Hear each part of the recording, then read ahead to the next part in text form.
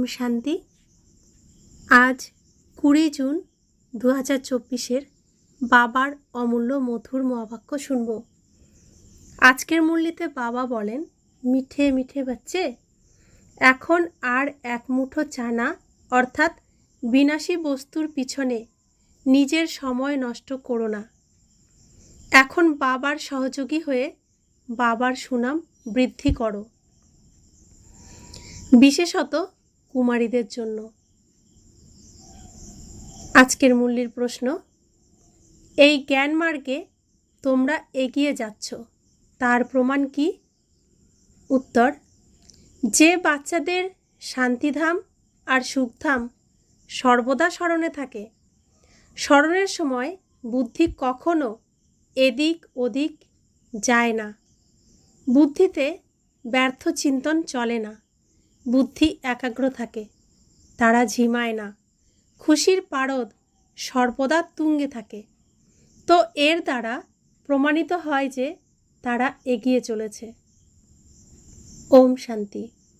বাচ্চারা এই সময়ে এইখানে বসে আছে, এমন মনে হবে যেন শিবালয়ে বসে আছো। শিব বাবাও স্মরণে আছেন, স্বর্গও স্মরণে আছে। স্মরণের দ্বারাই সুখ প্রাপ্ত হয়, এই কথাও যদি স্মরণে থাকে আমরা শিবালয়ে বসে আছি, তাতেও খুশি অনুভব হবে। শিবালয়ে যেতে হবে সবাইকে শেষ সময়ে। শান্তিধামে গিয়ে কেউ বসবে না, বাস্তবে শান্তিধামকেও শিবালয় বলা হবে, সুখধামকেও শিবালয় বলা হবে। দুইয়ের স্থাপনা করেন। বাচ্চারা, তোমাদের দুই ধামকেই স্মরণ করতে হবে। এক শিবালয় হলো শান্তির জন্য, অন্যটি হলো সুখের জন্য। এটা হলো দুঃখধাম। এখন তোমরা সঙ্গমে বসে আছো। শান্তিধাম ও সুখধাম ছাড়া অন্য কিছুই স্মরণ করা উচিত নয়। যেখানেই বসে থাকো, ব্যবসা ইত্যাদিতে বসে থাকো, তবুও বুদ্ধিতে দুটি শিবালয় যেন স্মরণে থাকে। দুঃখধামের কথা ভুলে যেতে হবে। বাচ্চারা জানে এই বেশ্যালয় দুঃখধাম এবারে শেষ হয়ে যাবে। বাচ্চারা, এখানে তোমাদের ঝিমুনি ইত্যাদি আসা উচিত নয়। অনেকের বুদ্ধি এদিকে ওদিকে ঘুরতে থাকে, মায়ার বিঘ্ন আসতে থাকে। বাচ্চারা, বাবা তোমাদের ক্ষণে ক্ষণে বলেন, মন মনা ভব, বিভিন্নভাবে যুক্তি বলে দেন। এখানে বসে আছো, বুদ্ধিতে স্মরণ করো যে আমরা প্রথমে শান্তিধামে শিবালয়ে যাব, তারপরে সুখধামে আসব। এমনভাবে স্মরণ করলে পাপ বিনষ্ট হবে। তোমরা যত স্মরণ করো ততই এগিয়ে যাও। এখানে অন্য কিছু চিন্তন নিয়ে বসা উচিত নয়। এইভাবে তোমরা অন্যদের ক্ষতি করো, লাভ করার পরিবর্তে আরও ক্ষতি করো। আগে যখন বসতে তখন সামনে একজনকে চেক করার জন্য বসানো হতো, কে বসে বসে ঝিমুনি খাচ্ছে, কার চোখ বন্ধ আছে, তাই সজাগ হয়ে থাকতো। বাবাও দেখতেন এদের বুদ্ধিচোখ কোথাও বাইরে ঘুরছে নাকি ঝিমাচ্ছে। যখন সাকার ব্রহ্মা বাবা ছিলেন তখন ক্লাসে এরকম সজাগ থাকার জন্য তিনি কাউকে দায়িত্ব দিয়ে রাখতেন। তো বাবার ঘরে, বাবার ঈশ্বরীয় বিশ্ববিদ্যালয়ে যারা পড়াশোনা করতে আসে তাদের মধ্যে অনেকের মন অনেক রকম, এক এক রকম, সবাই তো একরকম নয়। তো বিভিন্ন কিছু চিন্তা করলে বাবা যা পড়ান তা তার বুদ্ধিতে ঢোকে না, তো ক্লান্ত হয়ে যায়, ঝিমুনি আসে। তো বাবা বলেন যে যারা এরকম করে, বাবা পড়াচ্ছেন আর সে অন্য কিছু চিন্তন করছে, তো তার চিন্তার যে ভাইব্রেশন তাতে ক্লাসের অন্যান্য বাচ্চাদের ক্ষতি করে। তাই বাবা বলছেন এমন বাচ্চারা লাভ করার পরিবর্তে আরও ক্ষতি করে দেয়। তো বাবা বলছেন যে এমন অনেকে আসে যারা কিছু বোঝে না, ব্রাহ্মণীরা নিয়ে আসে। শিব বাবার সামনে ভালো ভালো বাচ্চাদের থাকা উচিত যারা গাফিলতি করবে না, কারণ শিব বাবা কোনো অর্ডিনারি বা সাধারণ টিচার নন। বাবা বসে শেখান, এখানে খুব সাবধান হয়ে বসা উচিত। বাবা 15 মিনিট শান্তিতে বসান, তোমরা 1 ঘন্টা 2 ঘন্টা বসো। সবাই তো মহারথী নয়, যারা কাঁচা তাদের সাবধান করতে হবে। সাবধান করলে সজাগ হয়ে যাবে। যারা স্মরণে থাকে না, ব্যর্থ চিন্তন করে, তারা বরং বিঘ্ন সৃষ্টি করে, কারণ বুদ্ধি এদিকে ওদিকে ঘোরে। মহারথী, অশ্বারোহী, পদাতিক সবাই বসে আছে। বাবা আজ বিচার সাগর মন্থন করে এসেছেন। মিউজিয়ামে বা প্রদর্শনীতে তোমরা বাচ্চারা যারা শিবালয়, বেশ্যালয় এবং পুরুষোত্তম সঙ্গম যুগ 3টি বিষয়ে বিস্তারিত বিবরণ দাও। এই বিষয়টি হলো খুব ভালো বোঝানোর জন্য। তোমাদের এই বিষয়টি বিশালভাবে তৈরি করা উচিত। এর জন্য সবচেয়ে ভালো বড় হলঘর হওয়া উচিত, যাতে কথাগুলো মানুষের বুদ্ধিতে ঢোকে। বাচ্চাদের বিচার করা উচিত যে এই বিষয়ে আমরা কিভাবে আরও ইমপ্রুভমেন্ট আনব। পুরুষোত্তম সঙ্গম যুগ খুব ভালো তৈরি করা উচিত, যার দ্বারা মানুষ খুব ক্লিয়ার বুঝতে পারবে। তপস্যায় তোমরা 5 থেকে 6 জনকে বসাও, কিন্তু না, 10 থেকে 15 জনকে তপস্যায় বসানো উচিত। বিশাল চিত্র তৈরি করে ক্লিয়ার শব্দে লেখা উচিত। তোমরা এত বোঝাও, তবুও তারা থোড়াই বোঝে। তোমরা পরিশ্রম করো বোঝানোর জন্য, তারা পাথর বুদ্ধিছে। তাই যত ভালো করে বোঝাতে পারো বোঝানো উচিত। যারা সার্ভিসে থাকে তাদের সার্ভিস বৃদ্ধির চিন্তন করা উচিত। প্রজেক্টর প্রদর্শনীতে এতখানি মজা নেই যতখানি মিউজিয়ামে রয়েছে। প্রজেক্টর দিয়ে তো কিছুই বুঝতে পারে না। সবচেয়ে ভালো হলো মিউজিয়াম, সেটা যত ছোটই হোক না কেন। একটি রুমে এই শিবালয়, বেশ্যালয় এবং পুরুষোত্তম সঙ্গম যুগের সিন থাকবে। বোঝানোর জন্য বিশাল বুদ্ধির প্রয়োজন আছে। একটা মিউজিয়াম করা হলো, চিত্র রাখা হলো সুন্দর করে, তো অনেকে দেখতে আসবে। তো যে বোঝাবে তার বুদ্ধি তীক্ষ্ণ হতে হবে, প্রখর হতে হবে। অসীম জগতের পিতা, অসীম জগতের টিচার এসেছেন। তিনি কি অপেক্ষা করবেন নাকি যে বাচ্চারা MA BA পাশ করে যাক? বাবা কি আর বসে থাকবেন? কিছু সময় পরে চলে যাবেন। এত কম সময় আছে, তবুও মানুষ জাগে না। ভালো ভালো কন্যারা বলবে, এই 400-500 টাকার জন্য কে নিজের সময় নষ্ট করবে? তাহলে শিবালয়ে আমরা কি পদের অধিকারী হব? বাবা দেখেন, কুমারী কন্যারা তো ফ্রি আছে। যতই বেশি মাইনে হোক, সে তো হলো 1 মুঠো চানার সমান। সবই শেষ হয়ে যাবে, কিছুই থাকবে না। অনেক কন্যারা যারা সমর্পিত হয়েছে বাবার যজ্ঞে, তারা ভালো ভালো চাকরি, পোস্ট পজিশনে চাকরি করেও তারা সেই সব চাকরি, সেই সব অর্থ ত্যাগ করেছে। তারা ভাবছে যে 400-500 টাকা প্রতিদিন পেয়ে আমার কি লাভ হবে, এর থেকে আমি সত্যযুগের মহারাজা মহারানী হওয়ার জন্য পুরুষার্থ করি। তো তারা তাদের বৈরাগ্য চলে আসে, তারা সব কিছু ত্যাগ করতে পারে, 1 সেকেন্ডেই ত্যাগ করে তারা বাবার মতো। তো তারা ব্রহ্মাকুমারী হয়ে ব্রাহ্মণ জীবন, ব্রহ্মচর্য পালন করে এবং শিব বাবার পরিচয় সবাইকে দেওয়ার, ঈশ্বরের বার্তা সকলকে পৌঁছানোর কাজের দায়িত্ব নিয়ে নেয় এবং জীবন সমর্পিত করে দেয়। তো বাবা বলছেন যে তাদের কত বুদ্ধি, তারা বিচক্ষণ, প্রখর বুদ্ধি তাদের। তো বাবা বলছেন, বাবা এসেছেন, মুঠো ভরা চানা থেকে মুক্ত করতে, কিন্তু কেউ ছাড়তে চায় না। ওইখানে আছে মুঠো ভর্তি চানা, এখানে আছে বিশ্বের বাদশাহী। সেসব পাই পয়সার চানা তার জন্য কত পরিশ্রম করে। কুমারী কন্যারা তো ফ্রি আছে, ওই পড়াশোনা তো পাই পয়সার। ওইসব ছেড়ে এই পড়াশোনায় মনোনিবেশ করলে বুদ্ধিও বিশাল হবে। ছোট ছোট কন্যারা বসে গুরুজনদের জ্ঞান প্রদান করবে। বাবা এসেছেন শিবালয় স্থাপন করতে। এই কথা তো জানো যে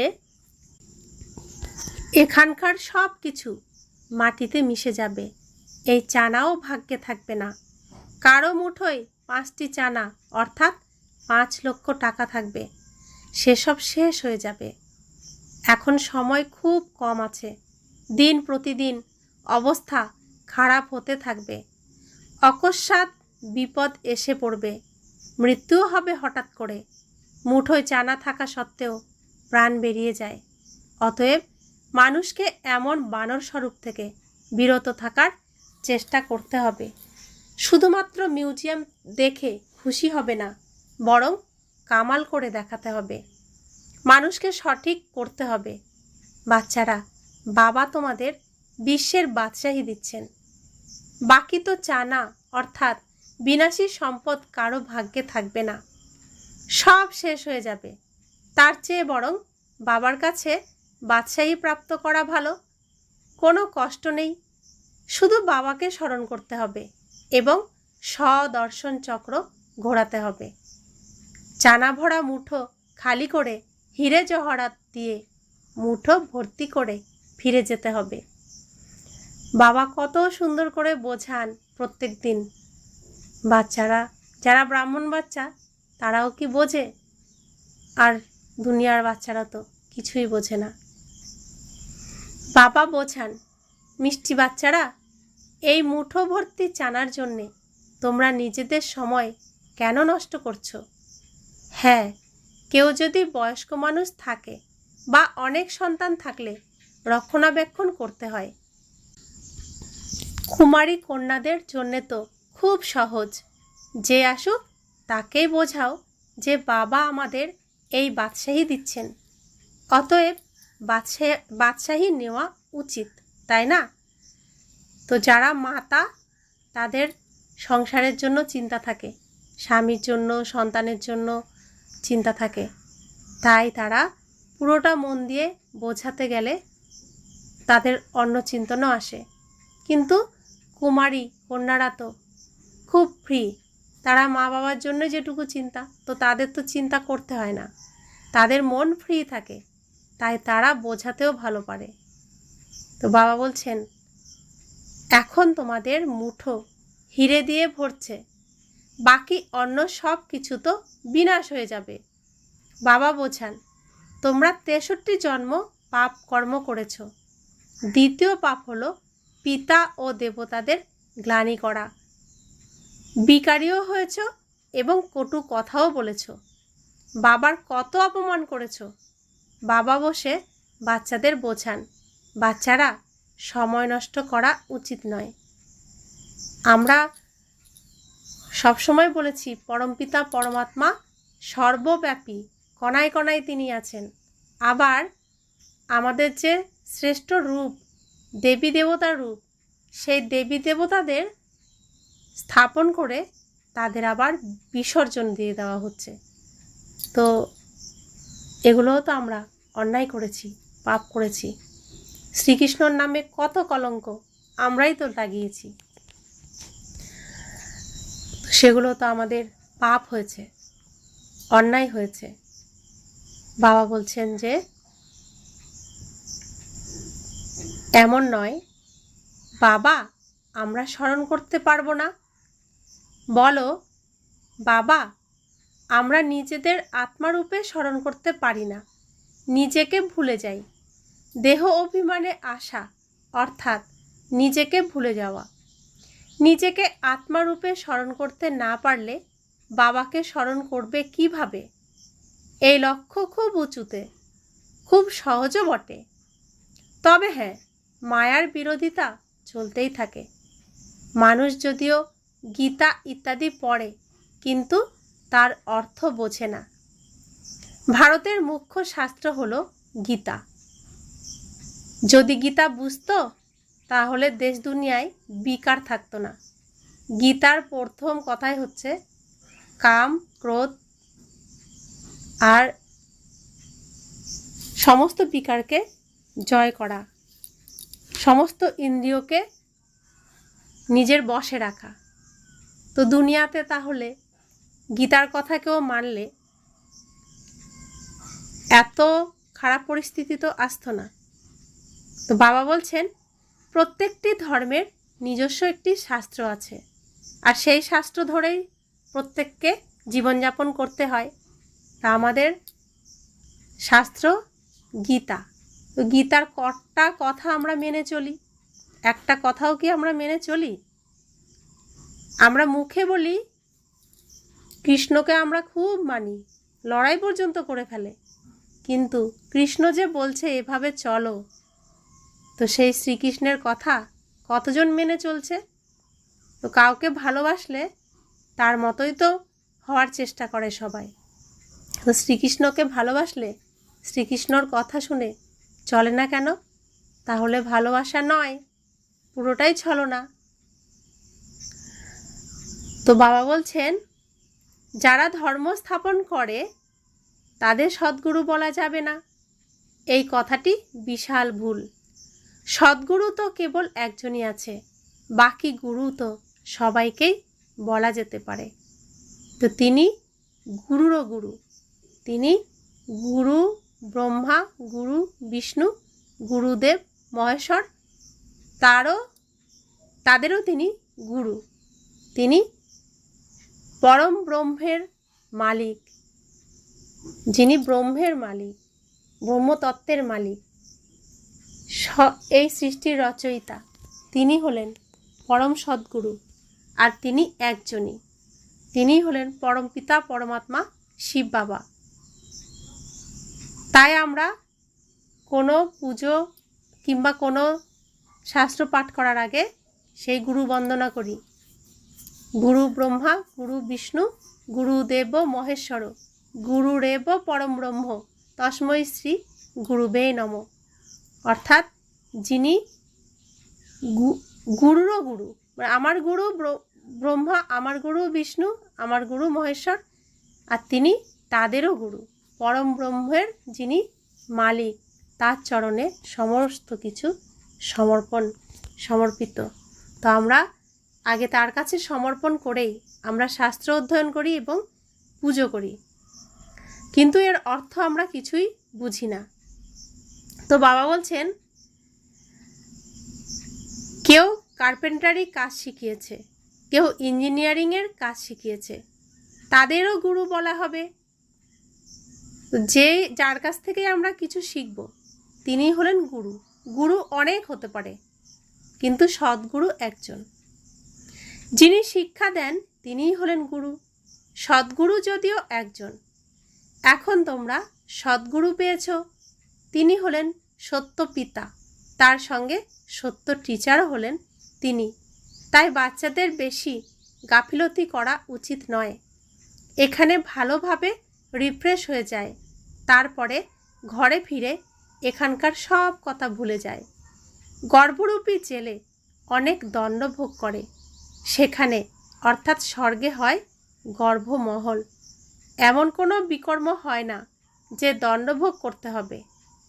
এখানে তোমরা বাচ্চারা বুঝতে পারছো আমরা বাবার সামনে ঈশ্বরীয় পড়া করছি। বাইরে নিজের বাড়িতে এমন তো বলবে না, ওখানে বুঝবে ভাই পড়াচ্ছে। এখানে তো বাচ্চারা ডাইরেক্ট বাবার কাছে এসেছে। বাবা বাচ্চাদের ভালোভাবে বোঝান। বাবার বোঝানোর কায়দা এবং বাচ্চাদের বোঝানোর কায়দা আলাদা হয়ে যায়। যখন ঈশ্বরীয় বিশ্ববিদ্যালয়ে ক্লাস হয়, তো মুরলি যেই চালাক সেটা বাবা চালিয়ে দেয়, কিন্তু বাড়িতে যে মুরলি আমরা পড়ি বা পড়াই বা শোনাই বা শুনি, সেই পড়া আলাদা, আর ঈশ্বরীয় বিশ্ববিদ্যালয়ে এসে পড়া শোনা আলাদা। তো বাবা বলছেন, বাবা বসে বাচ্চাদের সাবধান করেন, বাচ্চা বাচ্চা সম্বোধন করে বোঝান। তোমরা শিবালয় এবং বেশ্যালয়ের অর্থ বুঝেছ। এ হলো অসীম জগতের কথা। এই কথাটি ক্লিয়ার করে দেখাও, যাতে মানুষের একটু আনন্দ হয়। ওখানে হাসি মজা করে বোঝাও, একটু সিরিয়াস হয়ে বোঝাও, তাহলে ভালোভাবে বুঝবে। নিজের উপরে দয়া করো। তোমরা কি এই বেশ্যালয়ে থাকবে? বাবার চিন্তন চলে যে কিভাবে বোঝানো যায়।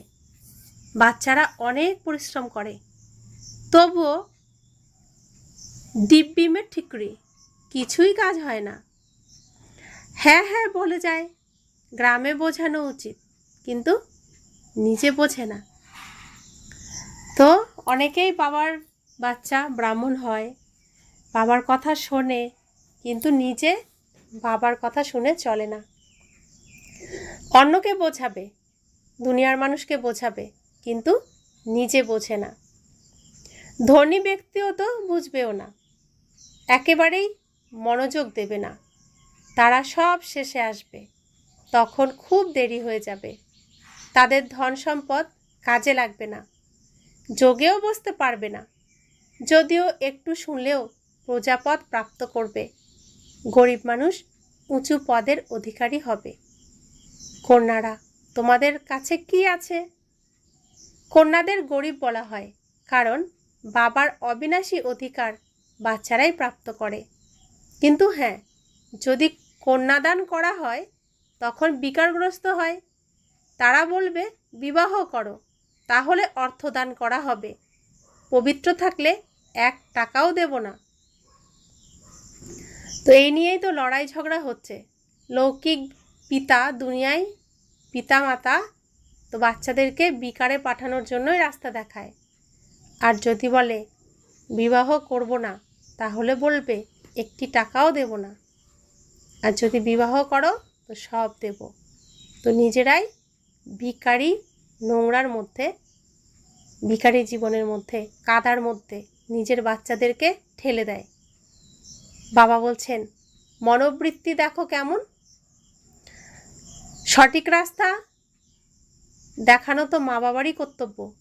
কলিযুগের মা বাবা, তারা নিজেরাই ভিখারি, তারা নিজেদের বিকার ছাড়তে পারে না, তো বাচ্চাদেরও তাই শেখায়। তো সংসার রচনার পরে মা বাবা তো ভগবান হয়ে যায় বাচ্চাদের কাছে।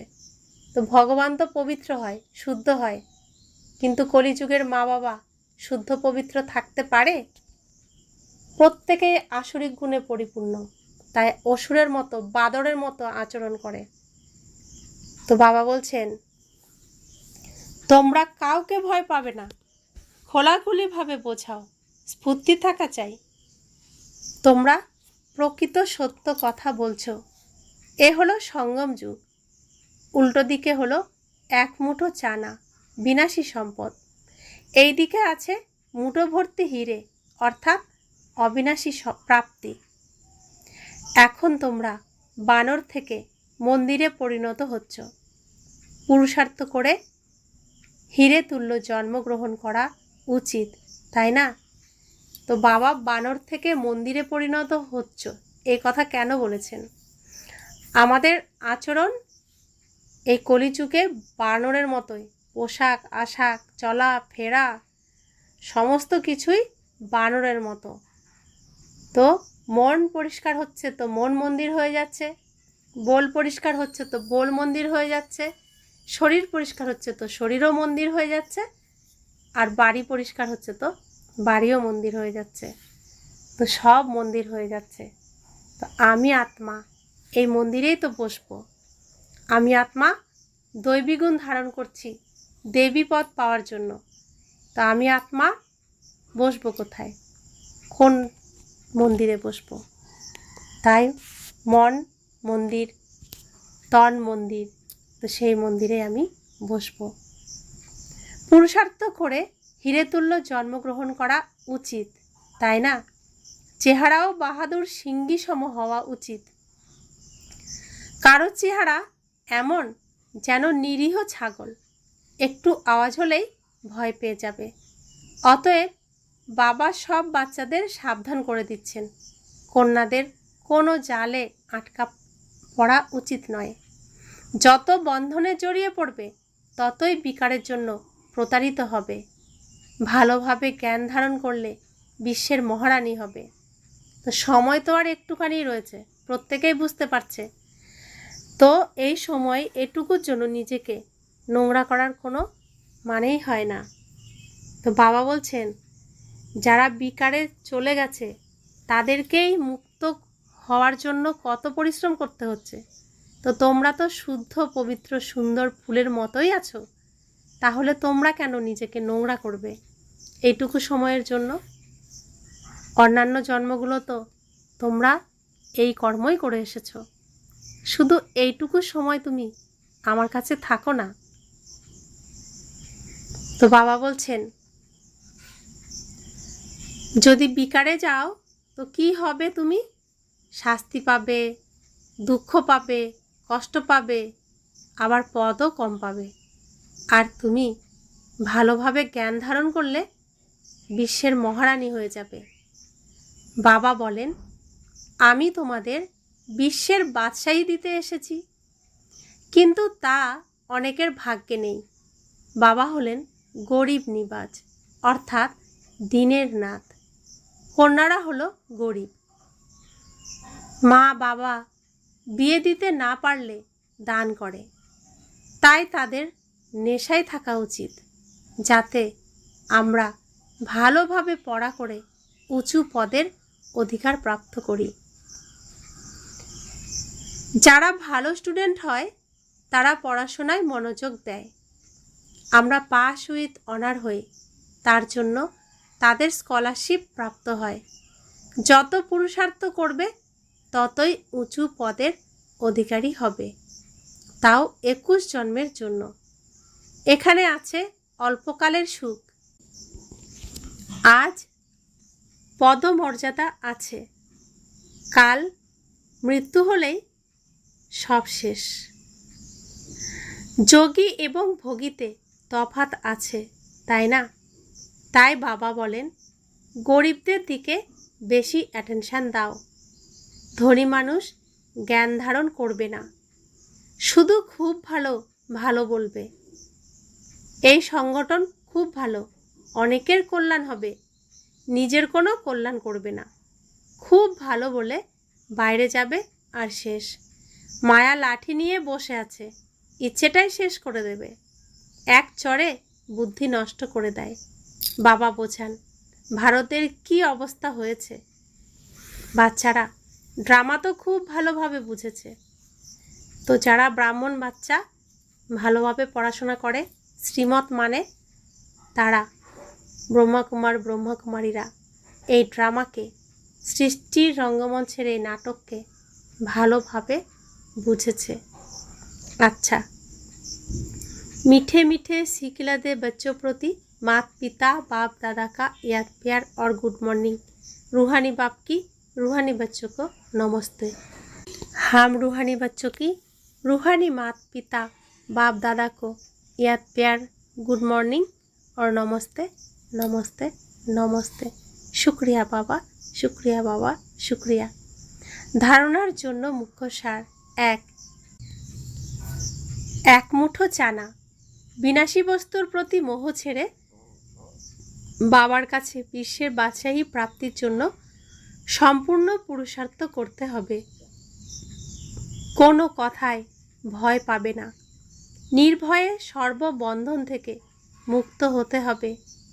নিজের সময় প্রকৃত অর্থে উপার্জন করে সফল করতে হবে। প্রত্যেকের ভাগ্যেই আমরা এই পৃথিবীতে এসেছি এবং নিজের ভাগ্যেই নিজেই আমরা চলি। কিন্তু যাদের সাথে আমাদের সম্বন্ধ সম্পর্ক হয়েছে তাদের সঙ্গে আমাদের অনেক হিসাব নিকাশ রয়েছে, লেনদেন রয়েছে, তাই তাদের সঙ্গে আমার সম্পর্ক হয়েছে। কিন্তু আমি এসেছি একা, আবার যেতেও হবে একা। এখান থেকে তো কোনো জিনিস নিয়ে যেতে পারবো না, শুধু আমার আচার আচরণ ব্যবহারটুকুই আমি সাথে করে নিয়ে যেতে পারবো।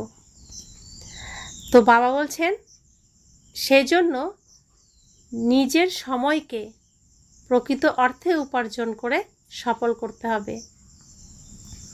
2, এই দুঃখধামকে ভুলে শিবালয় অর্থাৎ শান্তিধাম সুখধামকে স্মরণ করতে হবে।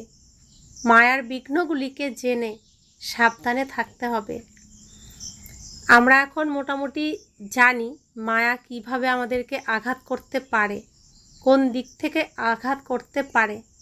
তো আমরা বুঝে শুনে আমাদের সব সময় সতর্ক থাকতে হবে, মায়া কোনোভাবে আমাকে আঘাত করছে না তো।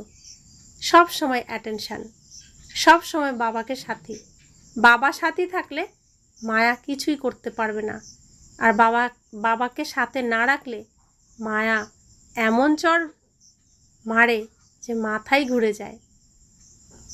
বরদান, গীতার পাঠ নিজে পড়ে এবং অন্যদেরকে পড়িয়ে নষ্ট মোহ স্মৃতিস্বরূপ ভব।